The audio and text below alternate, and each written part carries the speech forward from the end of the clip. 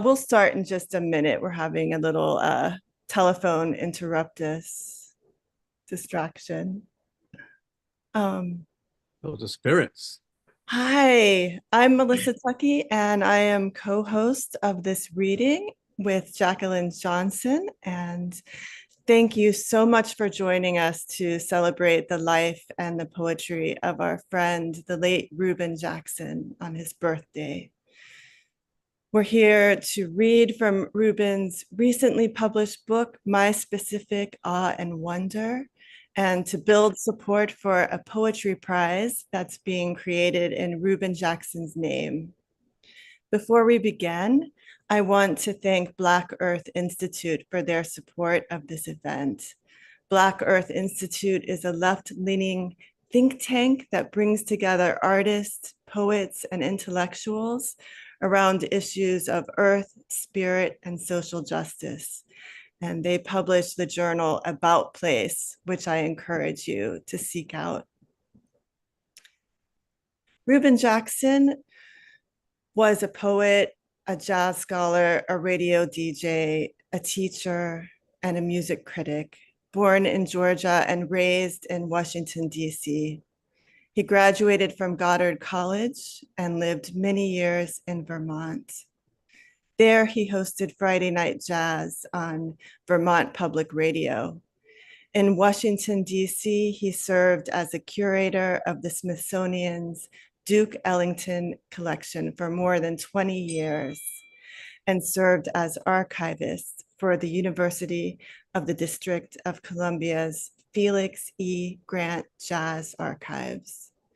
His music reviews have been published in the Washington Post, the Washington City Paper, Jazz Times, and featured on All Things Considered.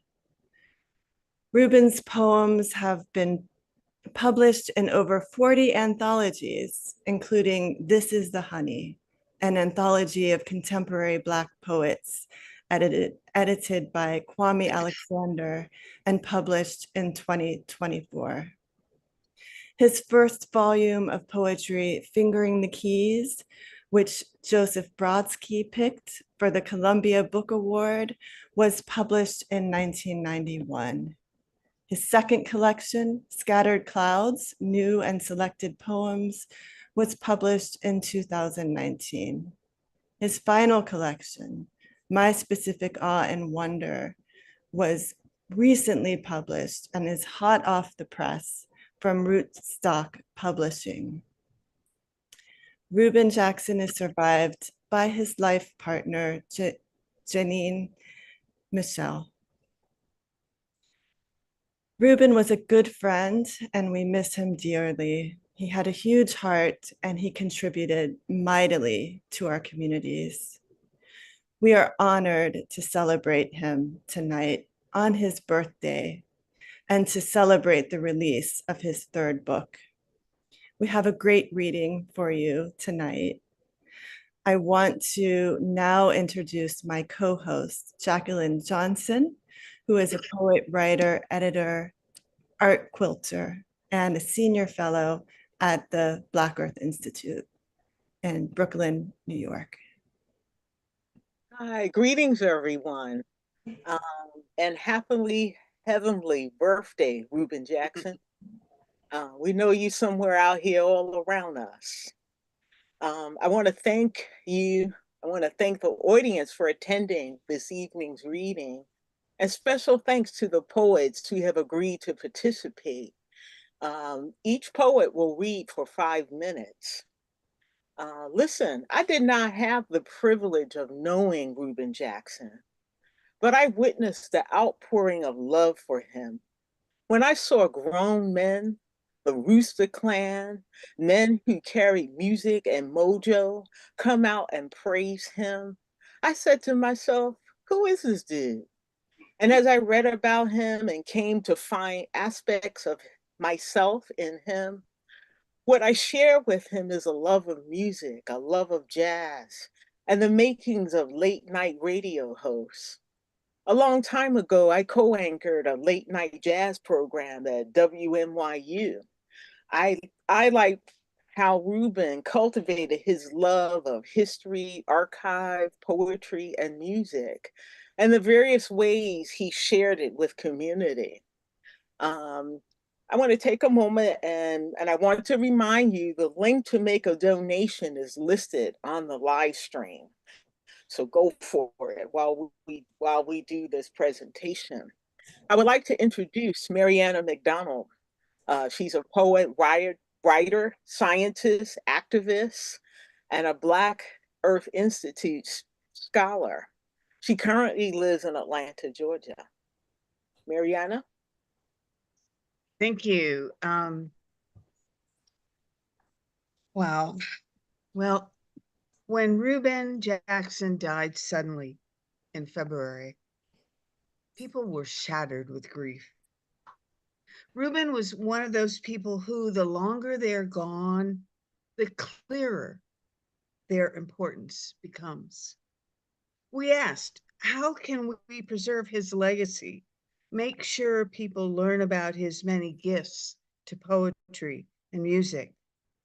Throughout creative communities, conversations buzzed about how to honor Reuben. The idea of an Academy of American Poets College Prize emerged. The AAP College Prize program involves over 200 colleges that conduct an annual poetry prize competition. The prize helped launch the careers of many esteemed poets, including Harjo, Toi Derricotte, and Louise Glück. The AAP College Prize program has been an indispensable way of nurturing young poets. I had some experience organizing AAP College Prizes and began talks with the Academy. I spoke with Development Director Cheryl Woodruff, who helped us explore options. It was Cheryl who informed us of the sad news that Goddard College, Reuben's alma mater, had been abruptly closed down. Howard University, with its creative writing program, was a clear possibility. Howard is an outstanding university, a historically Black college or university, with a history of excellence in literature reflected in its outstanding writer alumni, Toni Morrison, Paul Laurence Dunbar, and Zora Neale Hurston, among others. The next step was gauging Howard's interest. We were thrilled when the amazing and wonderful Dr. Toni Medina, director of the creative writing program, enthusiastically said yes. The only thing left was to raise the funds. To that end, we formed the Reuben Jackson Poetry Prize Project, a small group of poets and artists whose goal is raising funds for the prize, which in turn serves the broader purpose of promoting Reuben's legacy while building community among creatives. The way the AAP College Prize works is it's an endowed prize, which means once the requisite funds, $5,000, are raised, the prize is endowed in perpetuity. AAP generously offered the use of its fundraising mechanism, the Give Lively platform, along with technical and logistical support. The offer was both to help us establish this prize and because AAP is interested in promoting peer fundraising. We are a test case for future community-based fundraising for poetry. We happily accepted and began working with Cheryl to set up our Give Lively page, which went live August 31st, the day of the release of Reuben's My Specific Awe and Wonder, made possible by Rootstock Publishing, and a major memorial for Reuben in Vermont, his second home. We're thrilled to announce that we've already raised well over $3,000, and we're confident we'll reach our goal by mid-November, which will ensure the prize will be inaugurated at Howard in the spring. It will be the second AAP College Prize at an HBCU. Our campaign is fittingly full of poetry, like tonight, with this evening reading for Reuben's birthday, lovingly organized by Melissa Tuckey and Jacqueline Johnson. On behalf of the project, I thank you all for being here and supporting us. We're honored to be part of this exciting effort, something wonderful and hopeful in the midst of these terribly dark times. Together, we'll help ensure that Reuben Jackson's remarkable legacy is preserved and shared, that future generations of poets will echo what we say today with gratitude, pride, and love. Reuben Jackson lives. Thank you. Thank you, Mariana. We so appreciate all of your effort in helping orchestrate this poetry prize, and just want to remind folks as we're doing the reading that you can contribute. Find the link on the YouTube, share it with your friends. We're almost there. And we're going to reach our goal maybe tonight. Our first reader tonight is Saida Agostini, a Black queer poet, lover of Luther Vandross, and an author of Let the Dead In, a full-length collection of poems. Welcome, Saida.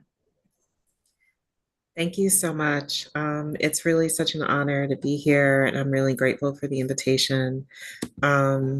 Yeah, and just want to add that Reuben was really instrumental in supporting me, even when he didn't know me, and actually helped me publish my first book. So just so much gratitude to someone with such a big heart. This is from the Adirondack Chair. When young'uns, poets mostly, say elder, they spout it, having concluded that anyone over 39 sat a couple of rows back from Sappho in grade school. In the days and weeks before bistros, where they freestyle long past midnight, fell to earth, while you, erstwhile scribe emeritus, hair white as this gentrified city, dream of days and weeks of flawless skies. And the last poem I'll read is Kelly Donaldson Jr. reflects on the changing same. Dogs have always loved me. It's genetic. I used to tell the regulars at Clifton's barbershop, the shop whose picture window gave regulars a vivid view of the moving vans, ferrying soon-to-be ex-white neighbors to less terrifying lands. Now Clifton's and most of the regulars exist only in memory. But the dogs on the other end of high-end leashes approach me with the same love I've always been blessed to engender. The nervous and or averted eyes of their owners are as familiar as the ghosts of the city which raised me, some of whom are commemorated on equally lonely historical plaques. Thank you. Up next, we have Abdul Ali. Is Abdul here? Nope. I think he's here yet. Okay, go ahead, Melissa. Okay. Up next, we have Tara Betts, a professor in peace studies at DePaul University.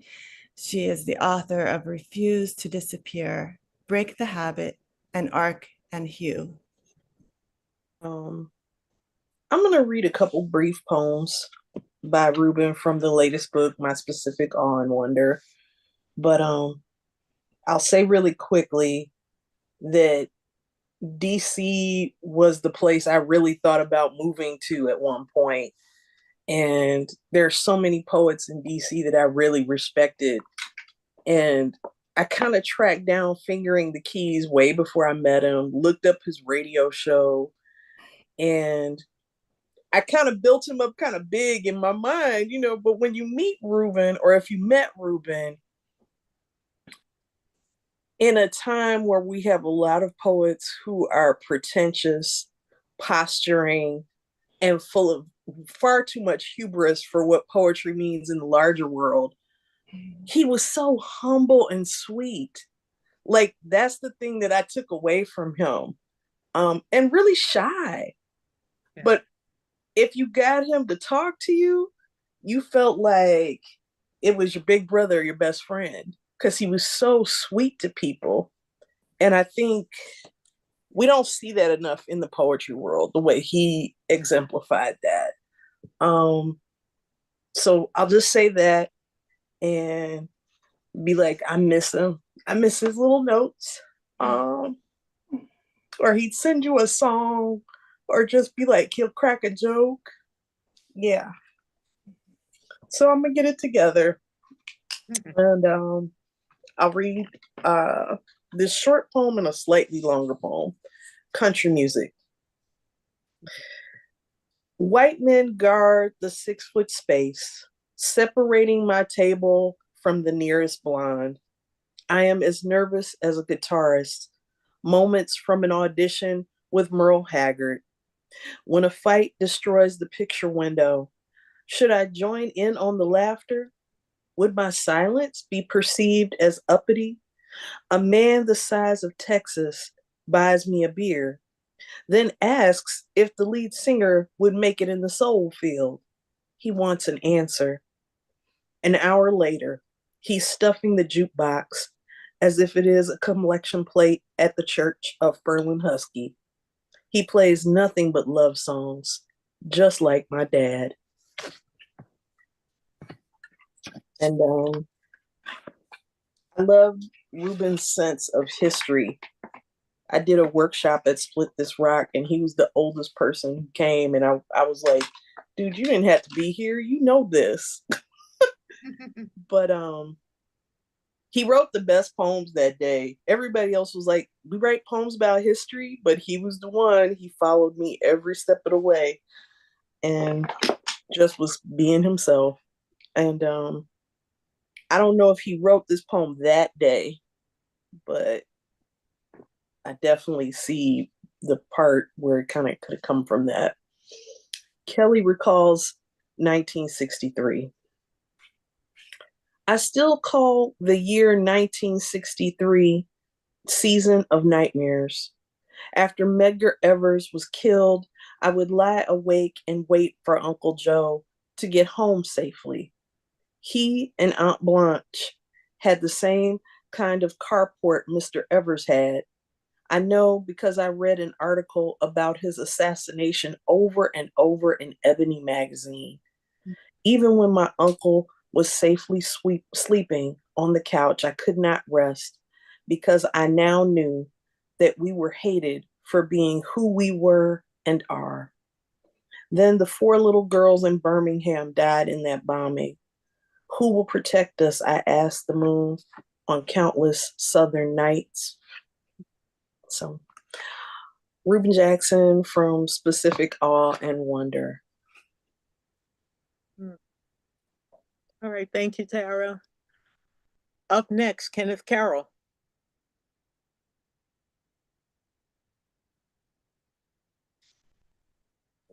I'm not sure which.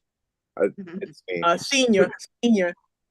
No, Larry. I'm gonna go. Senior is telling me to go.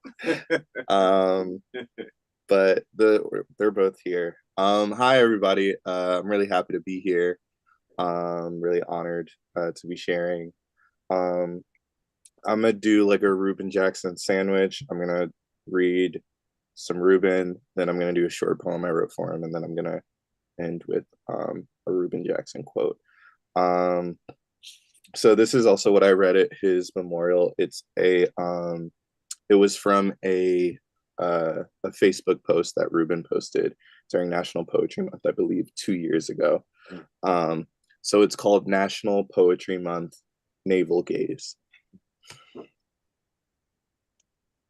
When my 10th grade homeroom teacher asked me, and I still don't know why, or tasked me, excuse me, and I still don't know why, with writing a poem for the next edition of the school newspaper, I deliberately wrote what I considered to be a truly horrific, mawkish ode. My planned rejection didn't work. I had no idea that I would fall deeply in love with the art form, nor did I envision where this romance would take me. Nonetheless, I was hooked. Granted, most of it fell into two categories: works which reeked of mimicry and just plain old nah. Still, I continued, reading everyone from Dylan Thomas to Nikki Giovanni. I have always been in love with the sound of language. These authors shaped works which honored sound, craft, passion, and destiny. How did they do that? Could a certain awkward teenager come reasonably close? During a recent program honoring the late poet, journalist, blithe spirit, Askeek Muhammad, fellow poets Kenneth Carroll and Bianca Samik also took part. I said that none of us makes it anywhere by ourselves. I am eternally grateful for those teachers, high school, college, peers, students who encouraged, counseled, and sometimes kicked my nerdy behind. I didn't see what they saw in me, but like I said, I was hooked. The word, as I often call it these days, has enriched my life 1,000-fold. A fairly decent poem is as close as I'll get to, say, a Billy Strayhorn ballad. And now that I'm a little less hard on myself, I appreciate this highway even more. This could go on all night, but I won't let it. Thank you for reading this. Thank you for supporting Reuben the person, not Reuben the job title. As a great vocalist said at the conclusion of an interview, and I'm paraphrasing, I'm going to try and give you more. That was Reuben Jackson. A short poem for Reuben Jackson. When a legend dies, do we look for them in pictures, old Facebook posts and notes forgotten beneath desks? Do we look through memories like boxes of vinyl, flipping, trying to find their name in bright stenciled lettering? Do we look into the tree's heaviest branch? Do we look at the purple blossoms opening like a teenager at a dance? Do we look at the buttercups, the tulips, the pretty girls with flowers for names? Do we look at the way the sun pulls people out of their homes and into another body? Reuben, I find you in the hand I reach for at the bar, in the honeybees and beetles, in the days so busy I forget to worry.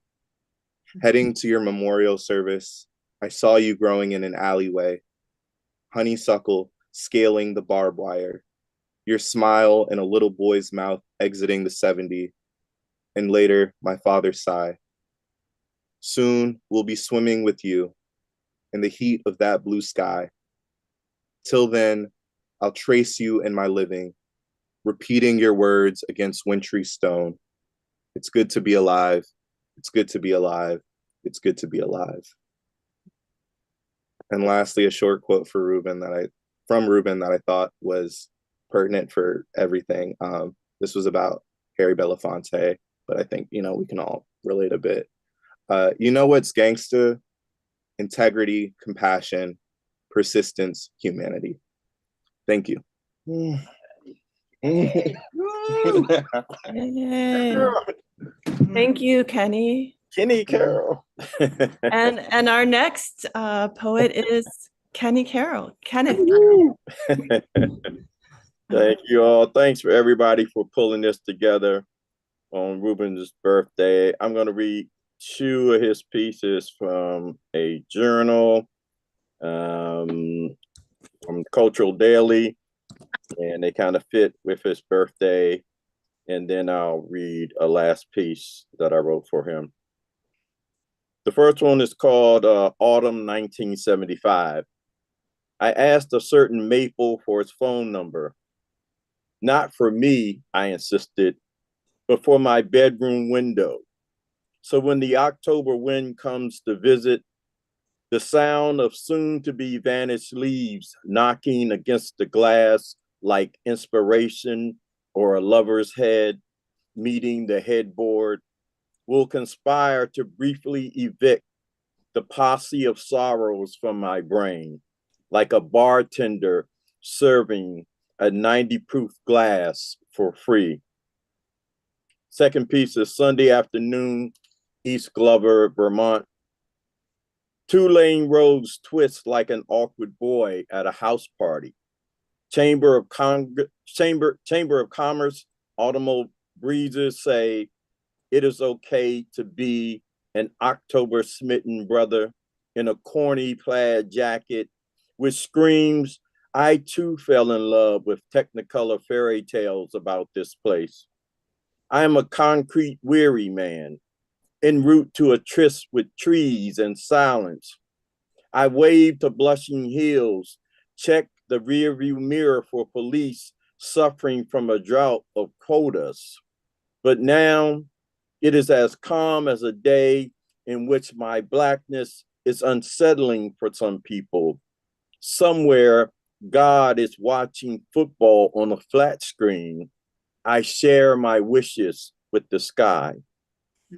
And the last piece I wrote was, again, as Kenny read, his piece for Reuben that we did at his memorial in DC. This piece is based on the last conversation he and I had together. This is called Reuben in Palestine. We sit in the Sunday sun of the Arch Walk. It is laughter and smiles that bloom between us. Sammy's multi-tongue art and Brandon's MC prep.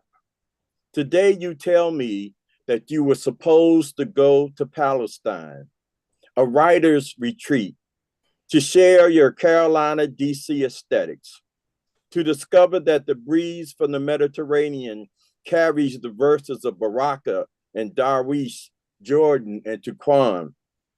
You say, suppose, like that Black folks suppose, like we suppose to be equal, like that disappointment that wakes you up for several hundred years in a racist nation, takes a morning walk with you for several decades. You, Reuben, economic user of cuss words, say, it's a motherfucking shame. Shorthand for amputated bodies and rubble as tomb for entire generations of imprisoned poets and their poems tortured and ripped from the land like ancient olive trees. Call it US funded exile if you like, refugee blues in your own land. You say my mother was afraid, begged me not to go, knew that if they killed Rachel Corrie, they'd kill Reuben Jackson, her baby boy. And so your cup filled with another regret. We imagine the overflowing journals, nightly talks of poetics and freedoms, and shorter and blithe with writers from river to the sea. They would have loved you as I love you, as you loved us. Go now, Reuben, as spirit. Go now to Rafah, Khan Yunis, Jabala. Go now to the West Bank, unfettered. Go now as wind-blown ashes to tell the living and the dead, the tortured and the resistant. Let them hear your words. Assure them that freedom will come like pages of scattered clouds. Thank you. Amen. Amen. Thank you, Kenneth. Up next, Cornelius Eady, who is the co-founder of Kavi Kana, and is a professor of English at the University of Tennessee, Knoxville. Hi, everybody. Can you hear me? Good, good. So I just want to tell you that Kenny Carroll stole the poems that I was going to read. He read the exact two poems Hey, that I you picked. got good taste, brother. I know, I'm with you, man. I hear you, brother. I hear you, brother. I'm about to give you flowers because I'm thinking Kenny Carroll knows where it's at. Thank you, my brother.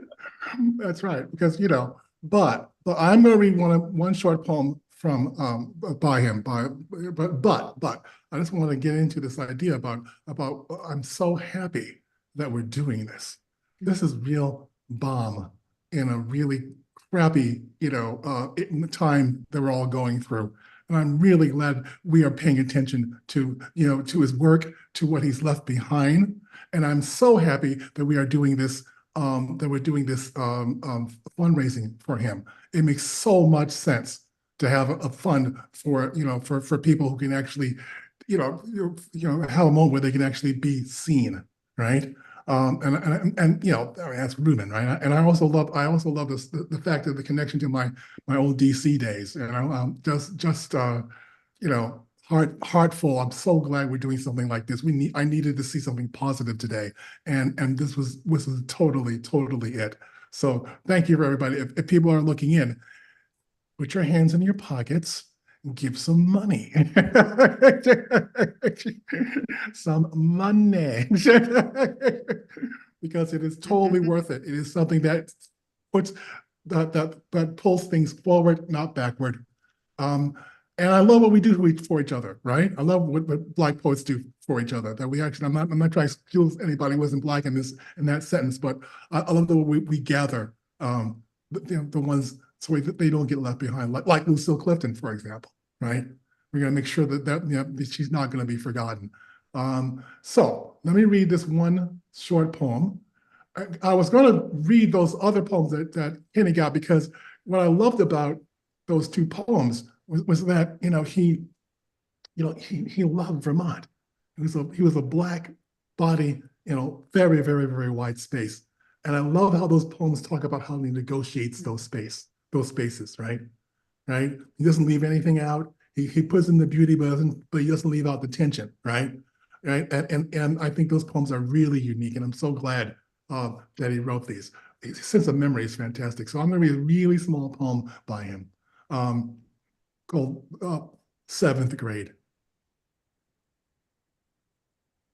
My fear-stained life catches its breath on a path beneath a crosstown posse of maples who have no interest in taking the bus fare in my back pocket. I swear I heard the August breeze whisper, "Are you sure you want to go back home?"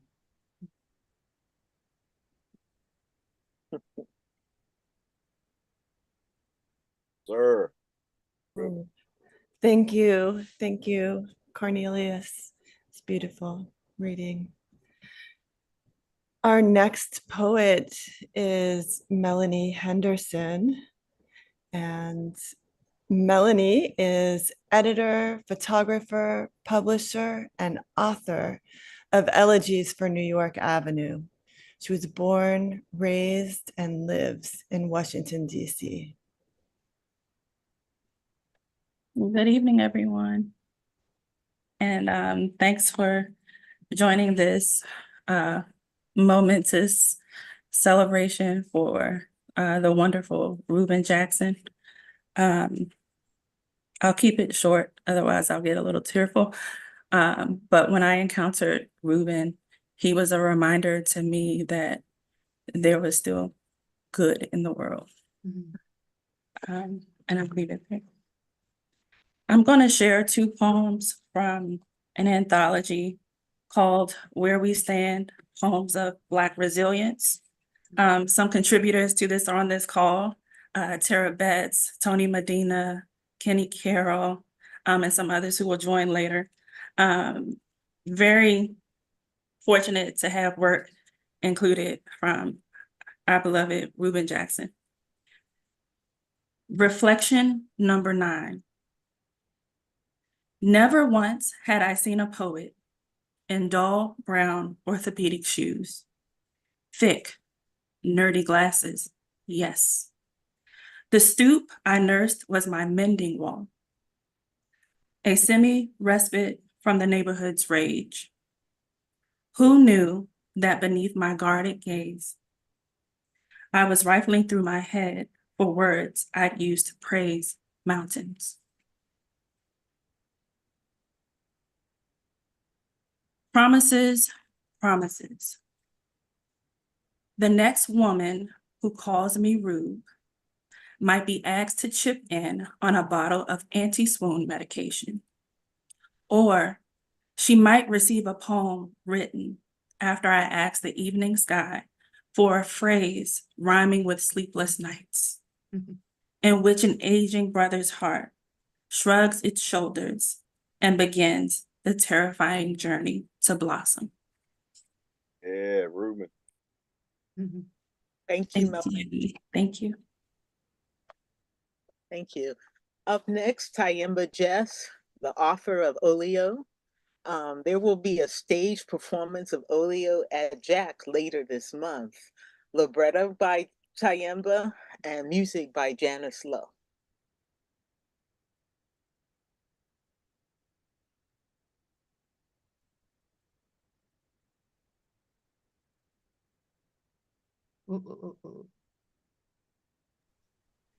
Tayemba, you have to unmute. Yes. It's really an honor to be here amongst all these spirits who are gathered in honor of Reuben Jackson. I did not really get to know Reuben very well at all, but I was very much moved by understanding his story and reading his work, and also really being touched by the way he touched so many people that have been so close to me. There's a lot of DC crew here. I'm very close to Cave Canem, and DC is almost like there was DC before there was CC, because there were so many people from DC that were in Cave Canem, especially my first year there, and they were very influential in my life. To understand that this brother who was on the life path with them and on the literary path with them touched them so deeply. And also I understood that we have some kind of parallels, because I understand he was a really moved by the music, and so was I. And I think we both have a similar kind of DJ history. I was a radio DJ for about 10 years in Chicago. So I think we share some of that. But with all that, I did find this poem, Elegy for Prince, which it's always good to bring the purple one into the mix. This is Reuben's poem, Elegy. Shout out to tough, tender spirits, alternately swaggering and slow dancing with silence. Let the drummer take a cue from the sound of high heels on the earth. A falsetto is sunlight set to music. Longing was and is my major, but there are days when you must create odes to a magnificent bootay, taking your spirit around the world in a day. And I'll read one of my own, coming from the city of Chicago, and being moved into the spirit of the music and the blues. This is from a place called the Checkerboard Lounge that's no longer there. But it was a great blues spot. Long live the Checkerboard Lounge. Slow steeped in Buddy Guy's Stratocaster calloused fingertips, conjured from collard green Mississippi choruses. Checkerboard, you scotch and whiskeyed a razor-cut funk into my bony youth. Anointed me your high-heeled sneakered sneer, pushed my head into the diatonic mouth of hungered harmonica hole, birthed this Motown child into a cauldron of juke, spread my legs akimbo with shuffle, coated my tongue with Southside pavement checkerboard, transom door to A Shoe's greedy workshop of gyrated hip, cellar beneath the gospel moan of Thomas Dorsey's precious hands on tattered keyboard. You bore me to strummed sacred wattage near the intersection of Martin Luther King Boulevard and Muddy Waters Drive. I still savor each holler you spat into my mouth, the humbucked feedback you lesioned into my brain, dear checkerboard. University of carnal capacity, delivered unto metal and smoke.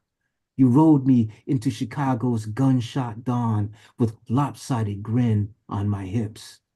I stride, stagger your neon corpuscles through every door I wander.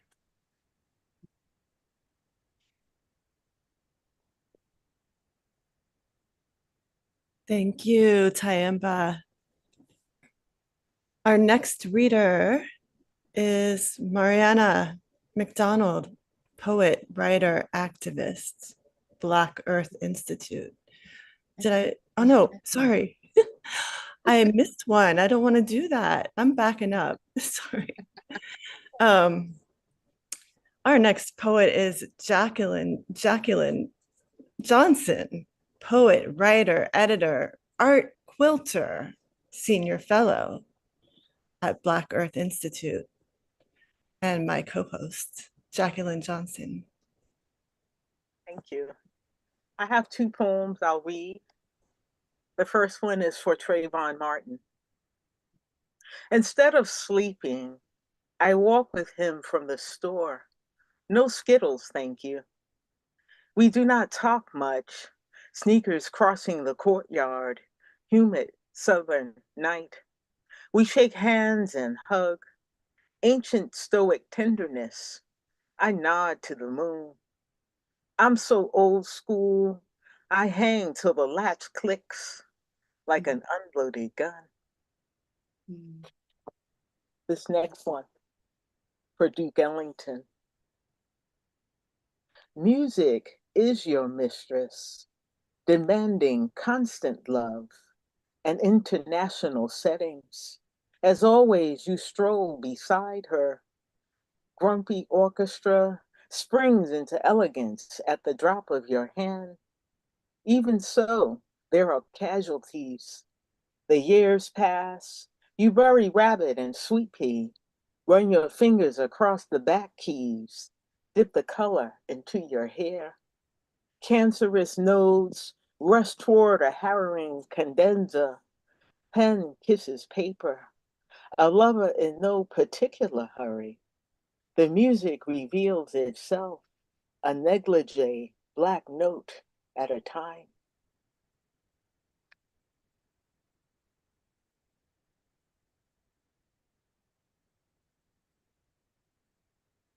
Okay, I'm up to introduce Mariana McDonald. Mariana is a poet, writer, scientist, activist, and Black Earth Institute scholar. She currently resides in Atlanta, Georgia. Hi, I'm going to read from this wonderful My Specific Awe and Wonder, which actually you can't see very well here, but and I want to shout out to Samantha, Samantha Colbert and Rootstock Publishing for making this happen. It was in the works, and they persisted after his death. And my understanding is that Janae, his partner, gave them some drafts. And what they decided to do, which I think was brilliant, was to scan them and include the drafts in this collection. And that's kind of unusual and very wonderful. And it's the last section. And so I'm going to read from that one. And I'm going to read two poems. The first is called Visiting the Fam on Mother's Day. Her father silences the way he lived, minus the daily razor and change of well-pressed clothing.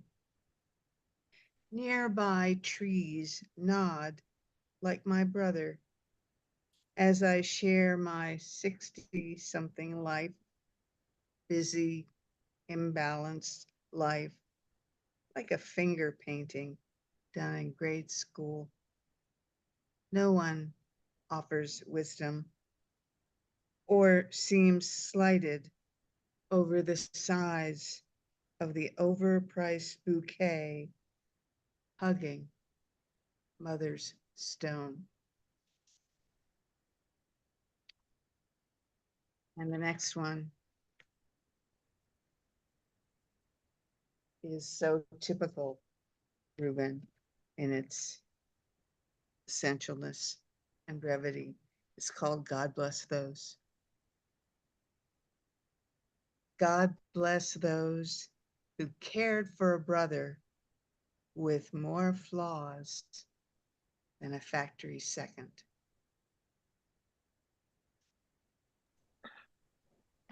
Thank you, Mariana. Our next poet is Toni Medina, author of 25 books. He's associate chair and director of creative writing in the Department of English at Howard University. Hello, everyone. I'm going to use my NPR voice. For you lay people means your indoor voice. I just want to say I'm really honored to be here.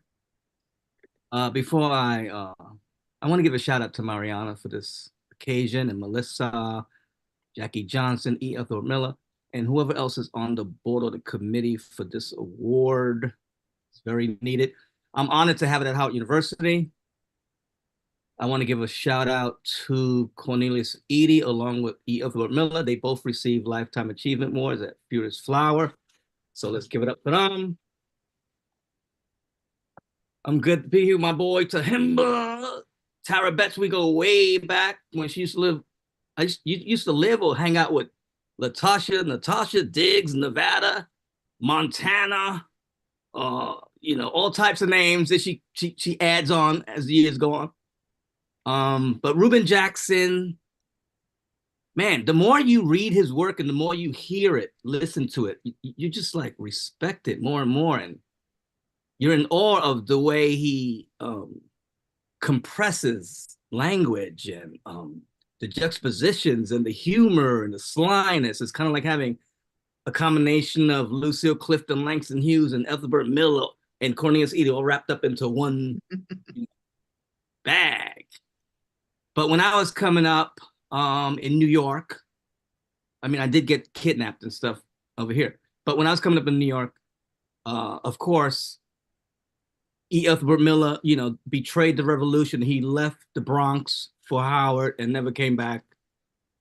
And so E. Ethelbert Miller was already there. We already knew he was there, and he's Howard in DC. But when I was coming up, it was Kenny Carroll, Renegade, Brandon Johnson, Brian Gilmore. These are the cats that I met and knew coming up in New York. And there was always a connection between New York and DC. And Reuben Jackson, of course. And I would run into Reuben all over the place in DC. DC is like being in Harlem or being in Brooklyn, where you could just run into cats constantly.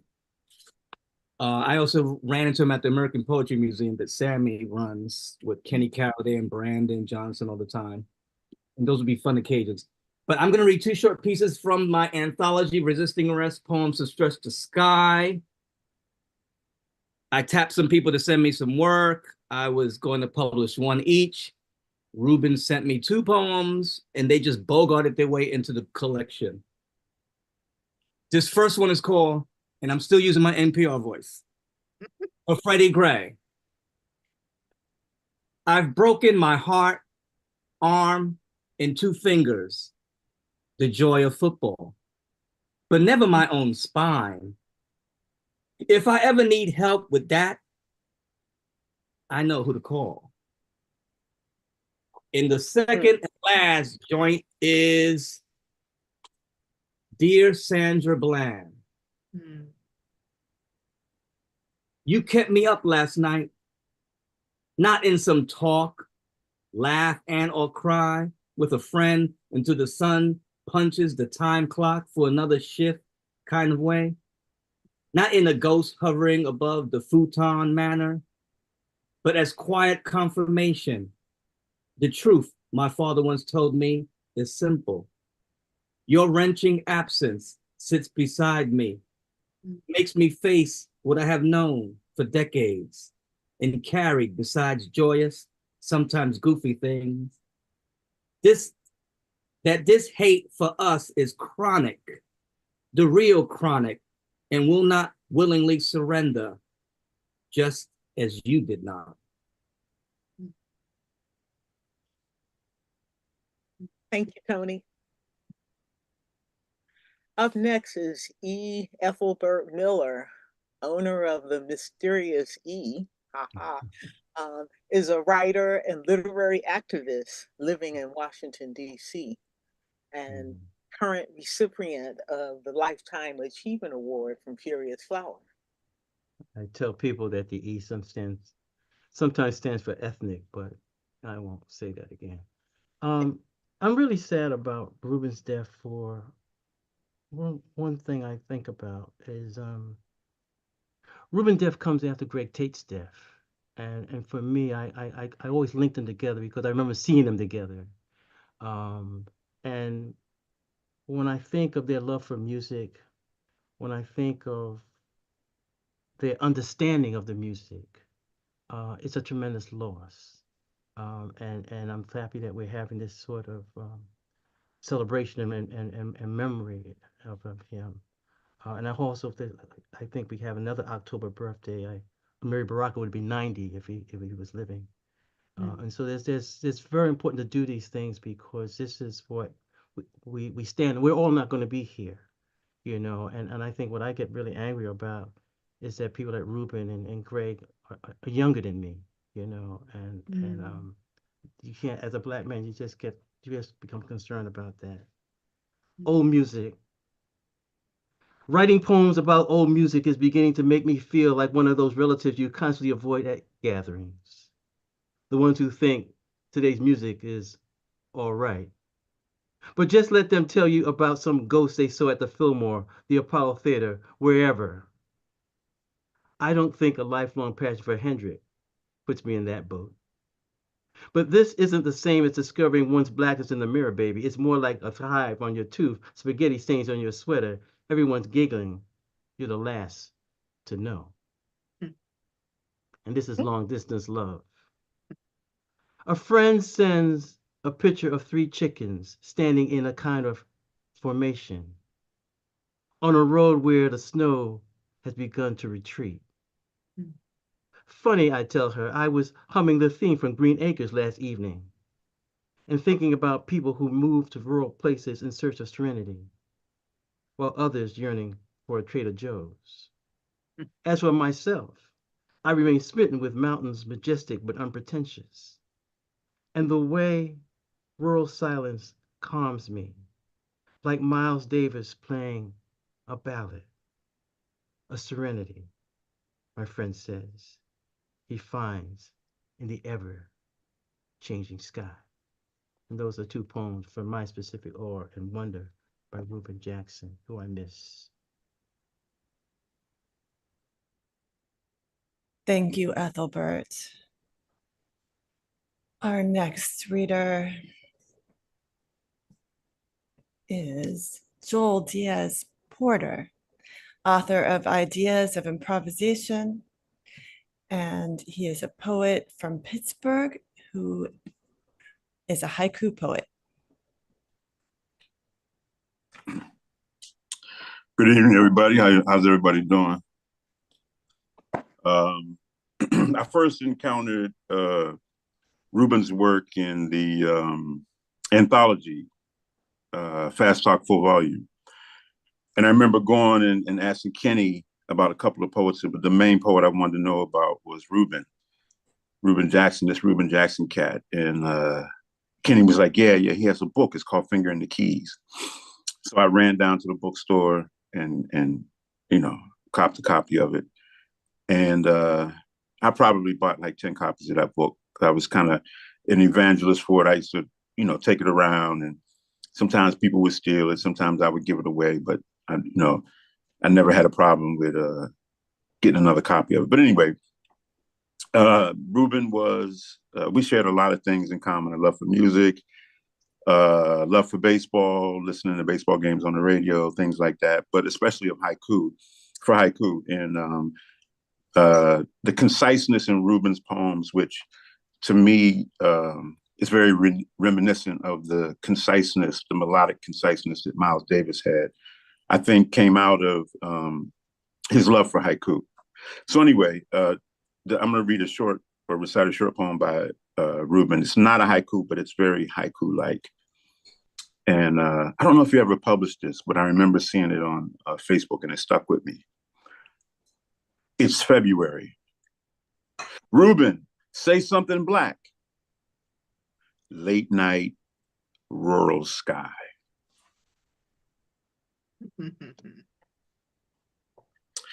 And I'm going to share very quickly a couple of poems that I wrote for Reuben.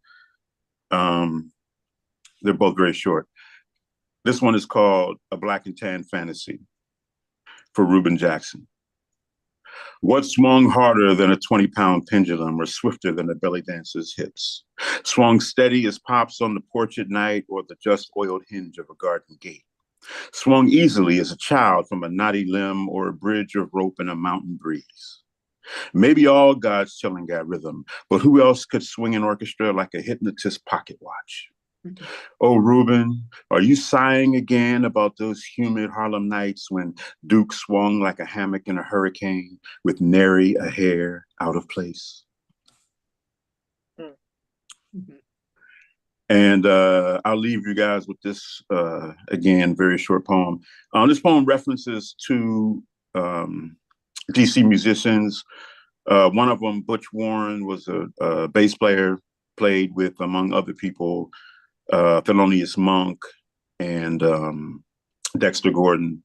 And then the other one is Butch Jackson, who was a percussionist. Among other people he played with was Marvin Gaye. But both of them at various times played music behind poets in DC. Kenny used to legendarily hire Butch Jackson for many a gig. So they're both referenced in this poem. I had to pay him in dream stuff. Y'all gonna see why that was relevant. And so there's the name of a liquor store in DC in this poem, Kogar's Liquors. So this is an idea of improvisation as an elegy on the back of a bottle for Reuben Jackson. Outside Kogar's Liquors, a double bass and a djembe meet to take measure of the deepness of the shadows between evening beats. Two butches, Jackson and Warren, sip from a circle of fifths. A bumblebee sun hums its way down until you notice the bottle's label is Kelly Green. Thank you. Yeah. Thank you. Next up, Maritza Rivera is a Puerto Rican poet whose body of work appears in several anthologies and online publications. She is the author of A Mother's War, is the creator of the Blackjack Poetry Forum, and hosts the Mariposa Poetry Retreat since 2011. Thank you, Jacqueline, and thank you, Melissa, for including me in this. There are two things I miss about Reuben. I don't look at Facebook as much as I used to because he would post these amazing descriptions, almost like walking down the street and just noting what was happening around him. And I missed his voice on WPFW on Sundays, and it was like I had just heard his voice, and then the next thing I knew was he had passed away suddenly. And I think Ethelbert mentioned something that I used to kid him about because he was younger than me. And anytime age came up, I would tell him that he was trying to catch up with me. And I wish he had. I am going to read something that is not a poem of his, but a description of the workshop that he taught at the 2018 Mariposa Poetry Retreat. It's called Time Remembered. The late jazz saxophonist Gato Barbieri once referred to music as the memory of dreams. What we will do in this session is listen to a few brief instrumentals, parentheses, jazz. They will serve as vehicles for your expressions. Perhaps the bass line of a particular title will remind you of a summer afternoon long ago. There are, of course, no incorrect answers. Just bring your hearts, ears, and imagination. Shyness is lovingly discouraged. And I went back to find the year that he had been faculty, and then I read this description in a completely different way. And it was just so poetic to me. And I couldn't believe it. So, and I didn't want to read something somebody else was going to read. So I knew this was not going to be one of them. Like I said, it was just so sudden to hear that Reuben was gone. And I wrote triple blackjack for Reuben. I miss the sound of his voice whispering into my ear every other Sunday. I miss his velvety voice like jazz from Dizzy's trombone on the radio airwaves. I miss his sound of surprise and wish he were still with us. The ancestors must know best. And I will keep it to that. Thank you, Maritza. It's beautiful. Our next reader is Brandon D. Johnson. He's a poet and a photographer affiliated with the American Poetry Museum in Washington, D.C. Hi, folks. First, I just say I feel honored to be among this August group. Most definitely, my friends and legacy and peers are all here, and I really appreciate it, and especially for this occasion of reading for Reuben. He and I would text each other on a regular basis and sending stuff, see something on social media and I'd send it to him or he'd send it to me. We were always talking about music, of course, and always talking about what was going on at the market and the music and other things. We started giving each other books. Like he gave me a book on Weather Report, and I gave him a book on called This Is What It Sounds Like by producer Prince. So, and we sit at APM and just talk about some of everything. So sometimes I'll see something that I'll go, Reuben would really like this. And at one point I stopped sending the things. At one point I just wasn't sending them. Sometimes I just said, forget about it. I'm sending it to him anyway. I'm reading one of Reuben's poems in a poem I had wrote dedicated to Reuben, which I'm so glad that I got to read it to him. Mm.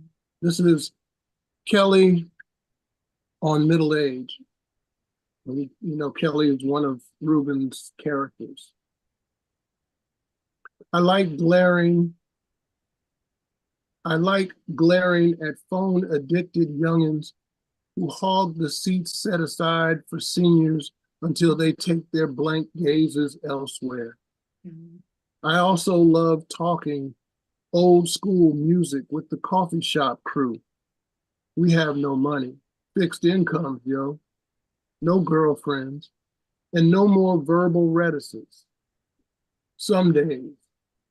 My boy Melvin said recently, my knees creak like coffin handles in need of 3-in-1 oil. There used to be more of us laughing at his jokes. Love it. Love it. Thank you. And then, sorry. One more. This is Standing by a Shelf for Reuben. When he looks at the edges, the covers of books and records, he remembers when and where he got them, how it felt. Everything's a testament to life lived on the fringe of some sense of sanity. All the vehicles for imbibing these treasures are obsolete. Even his eyes and ears, as their function fades under each year's mud and tussle to stay alive. The damned find few who know try not to lose the memories. Talk as if each was there for the other. Laughter supplants tears. If he can, a story gets written about each song. How a chord, a lyric, the last line of a book make more sense. The same as the warnings his mother threw at fledgling feet like seeds in soil. He wishes he could buy them all again. Heed the messages, grow as if each signpost was a vitamin. Make what became a recollection, a catalyst for pathfinding and strength.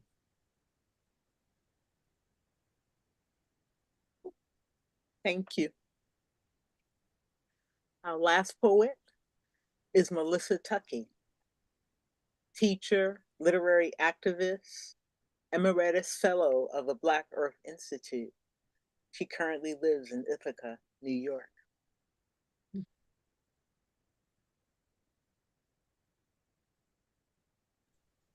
Thank you. A little slow on that mute button. This has been such a full evening. Thank you, everyone, for what you're bringing. Reuben Jackson was a good friend, and I loved his poetry. I can remember the first time I heard him read that he just slayed me. You know, his poems, for being so spare, are emotionally complex. And after his reading, I said, oh man, you know, I really was moved by the way you have both humor and sadness, you know, right next to each other in your poems. And he said, yep, that's my neighborhood. And I was like, mine too. And, you know, he was a good friend also. I feel lucky to have lived in Washington, D.C. for a few years. It meant a lot to me to be part of the community there. And Reuben was so good about staying in touch. I've been gone for 14 years, which is wild. But Reuben, I could say our friendship got deeper in the time I was gone because staying in touch was like an art form for him. And he would share poems. He'd send a text with his beautiful voice reading a poem, just share little hellos and jokes, but also deep conversation. And I miss him. I miss, Reuben had no small talk.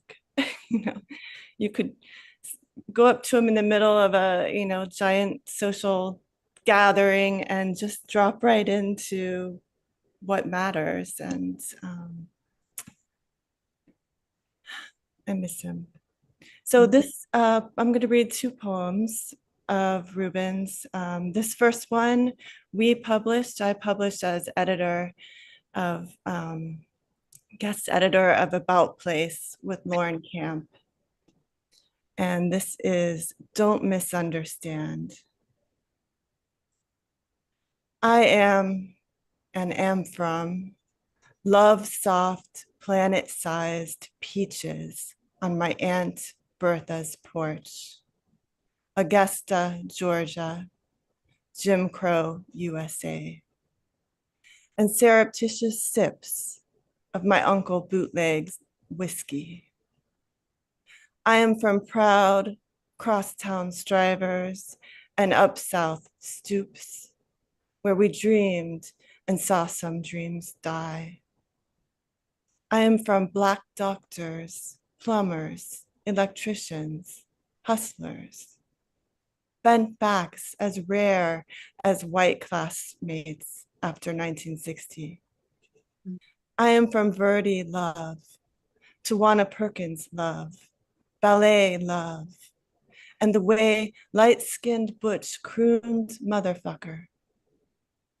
Third eyes, dreamboat thighs, Debussy and Hendrix. I am more flawed than a factory second, angrier and sweeter than you think.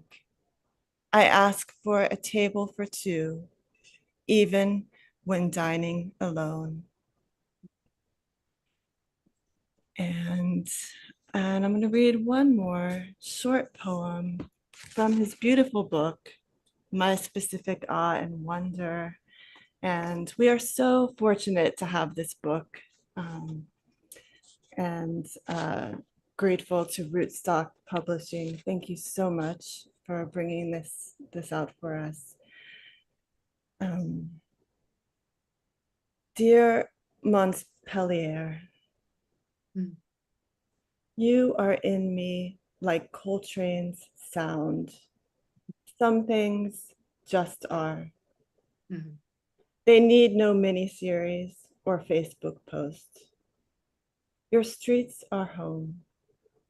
Home is not an explanation or a polysyllabic treatise. Some things just are. And on that note, I want to tell you about one more opportunity, two opportunities. One, if you haven't yet given a gift to the Reuben Jackson Poetry Prize, you are invited to join us. Small to large, whatever you can give will make a difference. Last time I checked, we were at 3,400. I'm sure we've gone up since then.